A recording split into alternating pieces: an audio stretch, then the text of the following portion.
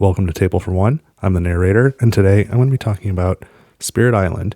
I'm going to be introducing you to the 4th out of 5 spirits that I've made in a pack that I'm calling Radical Adaptations. And in my opinion, this is the weirdest spirit in the pack, if not the weirdest spirit in the game. And that would be Fateweaver. So let's take a look. Let's get rolling.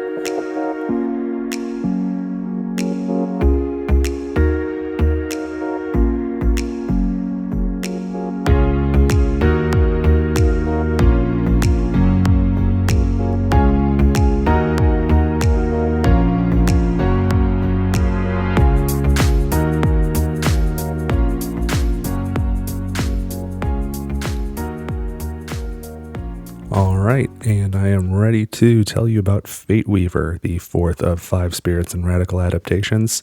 And as I mentioned, this spirit is super weird. We'll get into the mechanics in a little bit. The mechanics aren't all that strange necessarily, but the spirit's whole vibe and philosophy are really odd.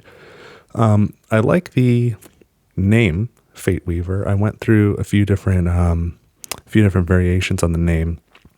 And I went back and forth because I read somewhere that part of the philosophy in naming the spirits was that the spirit names on the, on the panels that you and I would be familiar with, are translations from the Dahan language, and they're often, shortened from the full name. The full names are much longer, and that in general, shorter names are more familiar to the Dahan, whereas longer names are more formal.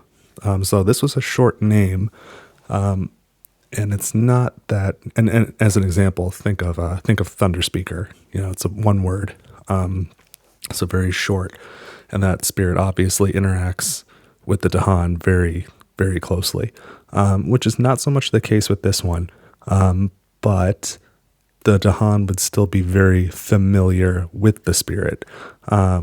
Not familiar in like a casual sense. It would still be, I think, formal, but the spirit influences everything.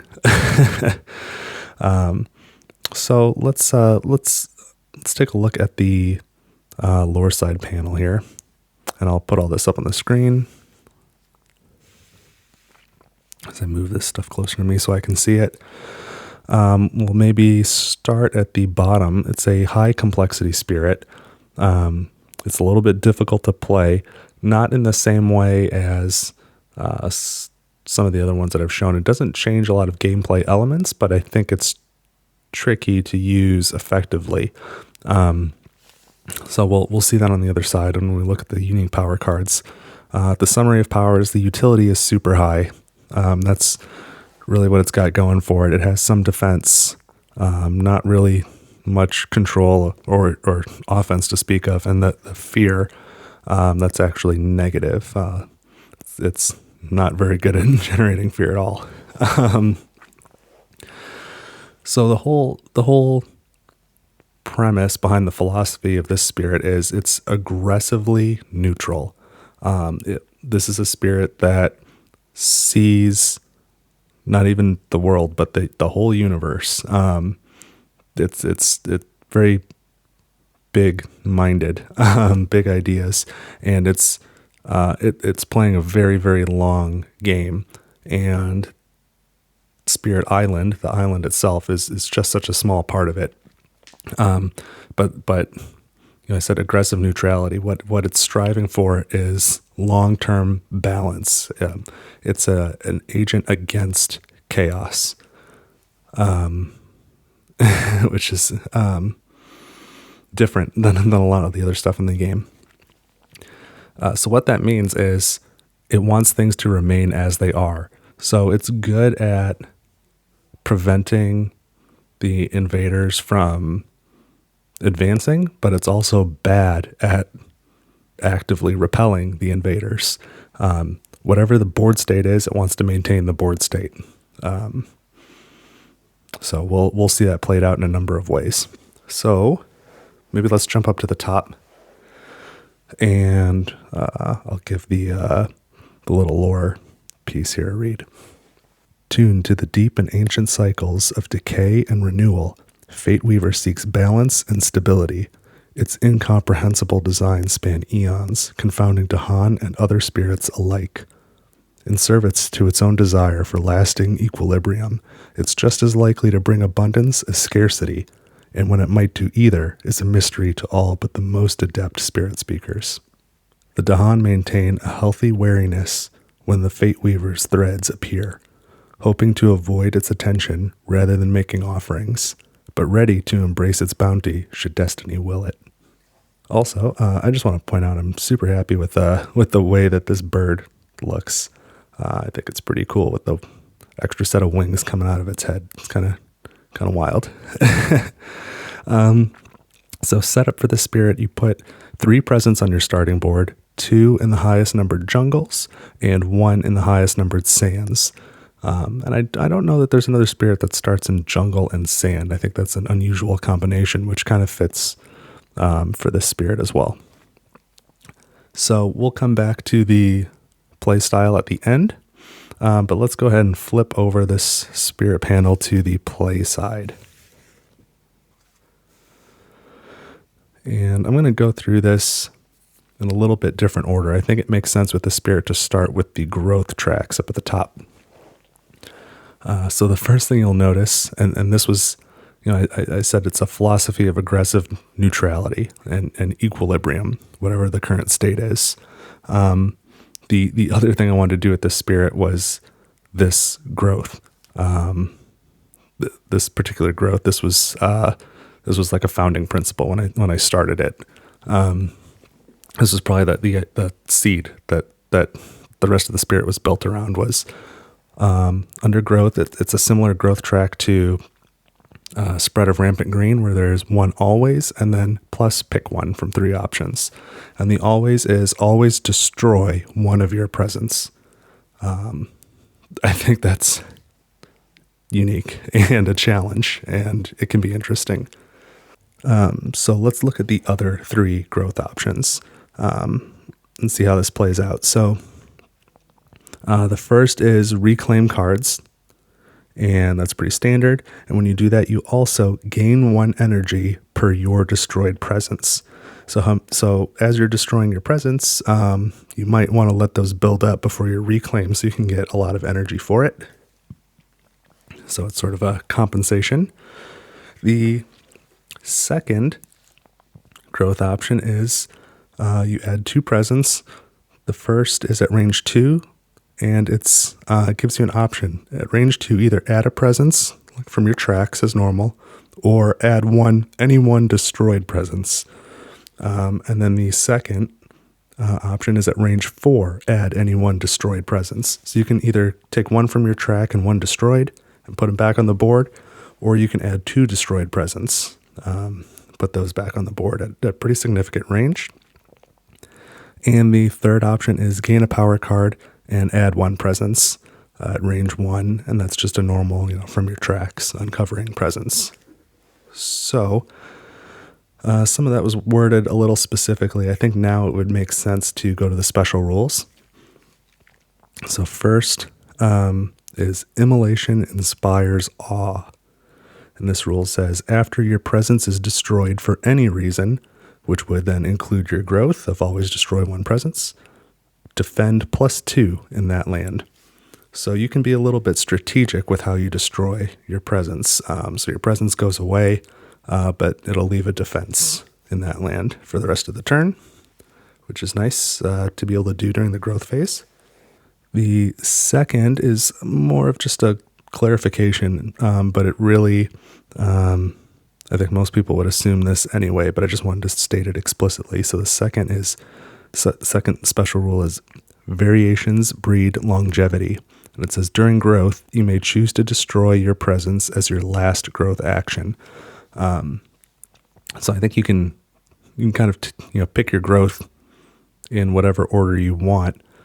So if you were to, say, if you were to do this last growth option, gain a power card and add a presence, you can gain the card and then add your presence, or you can add your presence and then gain the card. whatever order you want. But because you always destroy one presence, I just wanted to call out that you can do your other growth option first and then destroy a presence, which I think that was important because it allows you the option, if you choose growth 2 or growth 3, to place a presence from your track or destroyed presence, and in either case, putting more presence on the board before you destroy a presence, to help you avoid the situation where during growth you would have no presence on the board and lose the game, or no presence on the island, I should say. So you don't have to destroy first, you can destroy second.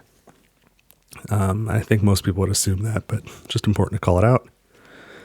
And the last, and this was probably the most interesting, is the last special rule is called Nothing is Permanent, Anything is Possible.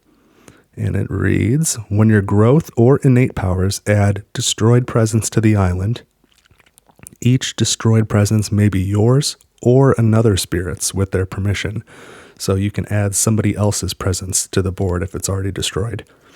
Placing another spirit's destroyed presence must follow both your own placement restrictions and their relevant special rules. So your own placement restrictions might be, if we look at the growth again, that growth 2 option, the first one says add a presence at range 2 or any one destroyed presence at range 2. That's why it's worded that way. So the destroyed presence can be anyone's. So you still have to follow that range 2 restriction. So in the special rules, it says, where applicable, range is measured from your presence. So that range 2 is, range 2 from your other presence. And the relevant special rules for the spirit. So if you're playing with Fateweaver and somebody else is using Volcano, and you choose to do this, you can add a destroyed presence at range 2 from your presence, but it must also be in a mountain because that is their restriction. So following both those rules, you can add other players' destroyed presence back to the island, which can be really nice, especially if you're playing with Spread of Rampant Green, for example, or Volcano would be another good example. Other spirits who have the ability to destroy their presence. Vengeance as a Burning Plague might be another good one. You can get that presence back on the board using your growth or your innates, but it is specifically worded that it says growth or innate powers, not from other power cards you find. So you couldn't. I know there's some power cards out there that allow you to add destroyed presence back to the island, and that would have to be your own presence in those cases, unless those cards specifically call out that you can use another spirits, which I don't think they do. So anyway, I think that's an interesting set of rules and growth options that allow for some very different and sort of weird play with this spirit. If we take a look at the presence tracks, first I want to say I never really, I don't want to say I didn't pay attention to it, but I paid a lot more attention to how these spirit boards are laid out as I started trying to make them. And I am particularly pleased with the little graphic that goes behind the presence tracks. I think those came out really nice. I want them to look kind of like, ribbon or thread or, something of that nature being, interwoven, with the idea of it being Fateweaver, and there's these threads, the threads of fate that it's weaving together. So anyway, I think it looks nice. So on the top presence track, you start with 2 energy per turn, and then it alternates between elements and more energy. So it goes Earth, then 3 energy, Moon, and then 4 energy, Sun, and then 6 energy. And I think it's a unique combination of elements for the spirit: Sun, Moon, and Earth. And you'll see a little bit of animal as well. I don't think there's anything else that uses quite those same elements in the game. So very high energy potential, for sure, if you can get your tracks uncovered, though it is pretty slow to get tracks uncovered, because you're destroying presence all the time as well. And then the bottom presence track is pretty straightforward. You start with 1 card play, then you uncover 2 and then 3, another sun element, and then 4. So nothing too wild in the presence tracks. If you can get them all uncovered, it's a lot of energy in card plays. And you can go a pretty heavy major route if you wanted to do something like that. But again, it's going to be slow to get that presence uncovered, or those tracks uncovered, and it'll be a little tough to have range on the island. You'll have a limited amount of presence. Let's take a look at the innates. And this first innate is reminiscent to me of fractured days split the sky. Fractured sky splits the days. Fractured, you know the one, the time one. I think it's fractured days split the sky. It's got kind of some wacky utility type of abilities on its first innate, and so Fateweaver is similar in that respect. So this is called a procession of transformations. And again, keep in mind that this spirit strives for balance. So everything here you'll see it does something, but also has sort of an opposite effect as well. So it's a fast power, and you target yourself. The first 3 tiers, you need sun, moon, and earth. And each of those tiers, you need 1 of each, with a second of 1 additional element. So the first is 2 sun, a moon, and an earth. The second tier is a sun, 2 moon, and an earth. And the third is 1 sun, 1 moon, and 2 earth. So you're going after those elements. They're, obviously the same ones that are on your top presence track. So if you have 2 suns plus the moon and the earth, you can trade 1 power card from your hand with 1 power card in another spirit's hand with their permission. Or, and this is helpful for solo play, you could instead discard 1 power card from your hand to reclaim 1 power card. So you can make a swap. You can either trade with another spirit, or you can put something in your discard pile to take something out of your discard pile, which is pretty handy. The second tier, if you have 2 of the moons plus the other elements, you can discard 1 power card from your hand to gain energy equal to its cost. Again, pretty helpful. It is in the fast phase, so it's after you've paid for whatever cards you're going to play. But it can definitely be used to set stuff up. So instead of getting the card's effect and you pay energy, you don't get the card's effect, but you receive energy, which is, again, I thought part of this spirit's equilibrium philosophy.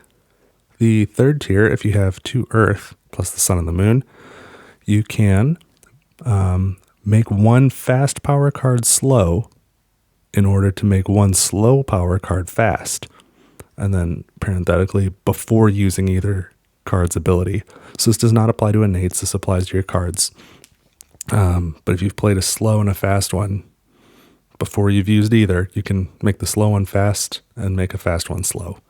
Again, I feel like that's an equal trade-off, and that fits with this spirit's overall vibe.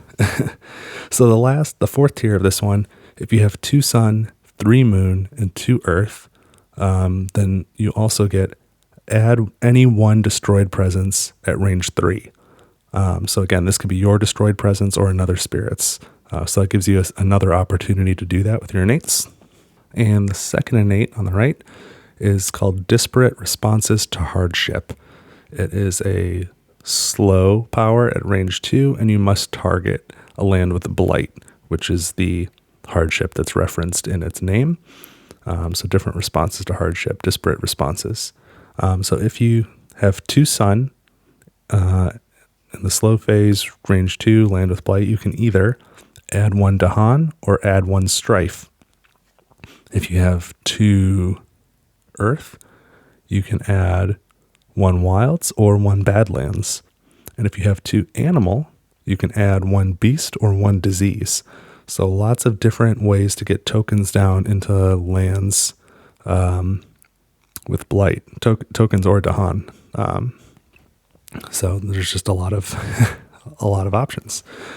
And if you have 3 sun, 1 earth, and 1 animal, then you may add any 1 destroyed presence to that land and remove 1 blight. So if you add a destroyed presence back into that land, the blight goes away and you kind of lose your ability to target it after that. So pretty unusual spirit. I think I'm going to set the spirit board aside for a second, and I want to take a look at the unique power cards. So the first one